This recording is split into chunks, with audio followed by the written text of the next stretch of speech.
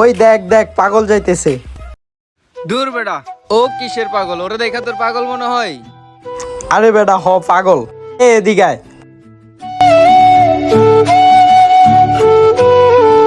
কিরে ডাকছস কি জন্যে? দেখ কোনটা নিবি।